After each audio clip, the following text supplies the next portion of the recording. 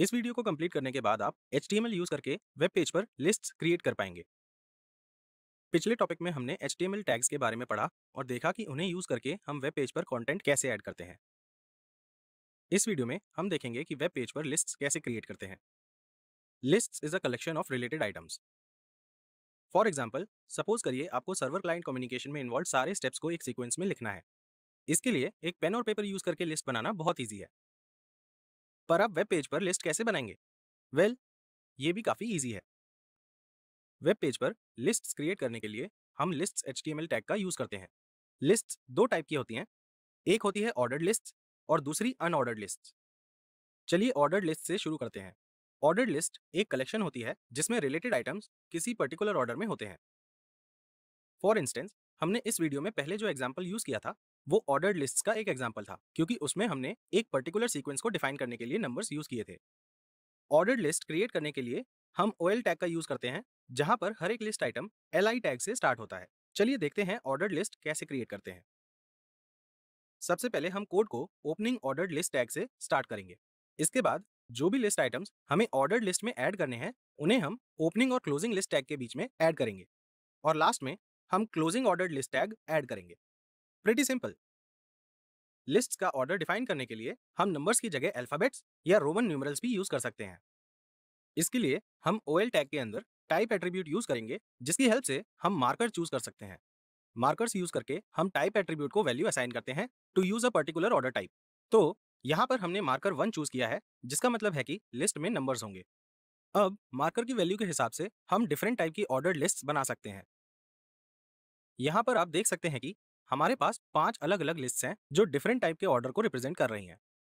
चलिए लिस्ट 1 का corresponding HTML code देखते हैं। आप देखेंगे कि हमने ओपनिंग ऑर्डर लिस्ट टैग में मार्कर वैल्यू को 1 डिफाइन किया है। तो न्यूमेरिक लिस्ट बनाने के लिए हम मार्कर वैल्यू 1 यूज करेंगे। चलिए लिस्ट 2 पर चलते हैं। इस HTML कोड में हमने मार्कर वैल्यू को एज स्मॉल a डिफाइन किया है, जिससे हम स्मॉल लेटर्स यूज करके अल्फाबेटिकली एक लिस्ट क्रिएट कर सकते हैं। सिमिलरली लिस्ट 3 में हमने कैपिटल A यूज किया है, जिससे हम कैपिटल लेटर्स को यूज करके अल्फाबेटिकली ऑर्डर्ड लिस्ट बना सकते हैं।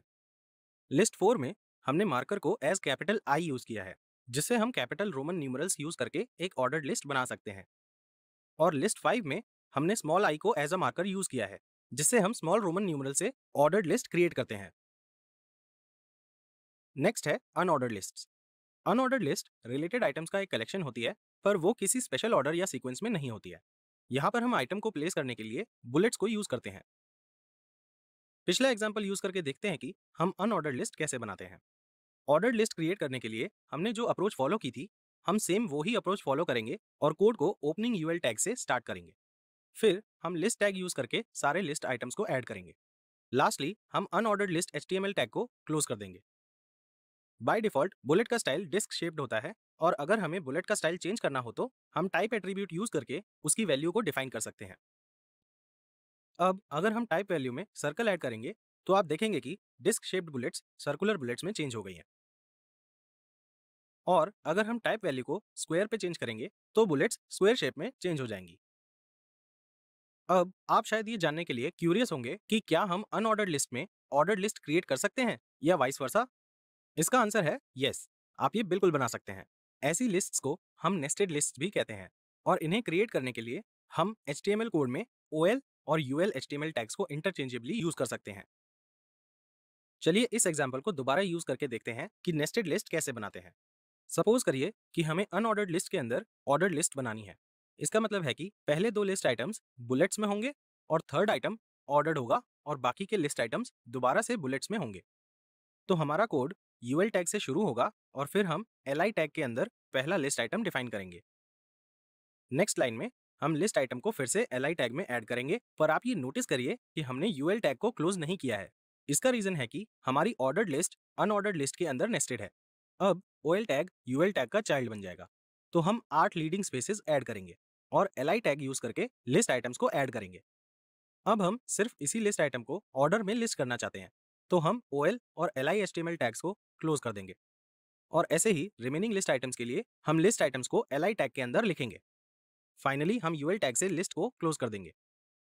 तो ये था अनऑर्डर्ड लिस्ट के अंदर ऑर्डर्ड लिस्ट का एक एग्जाम्पल। इस सेम अप्रोच से आप अनऑर्डर्ड लिस्ट के अंदर एक अनऑर्डर्ड लिस्ट क्रिएट कर सकते हैं, ऑर्डर्ड लिस्ट के अंदर अनऑर्डर्ड लिस्ट क्रिएट कर सकते हैं और ऑर्डर्ड लिस्ट के अंदर एक और ऑर्डर्ड लिस्ट क्रिएट कर सकते हैं। नेक्स्ट हम डिस्क्रिप्शन लिस्ट HTML टैग के बारे में डिस्कस करेंगे। डिस्क्रिप्शन लिस्ट आइटम्स का एक कलेक्शन होती है जिसमें हर एक आइटम का डिस्क्रिप्शन होता है। ये कोई भी की वैल्यू लिस्टिंग के लिए आइडियल होती है, जैसे ग्लॉसरी या डिक्शनरी।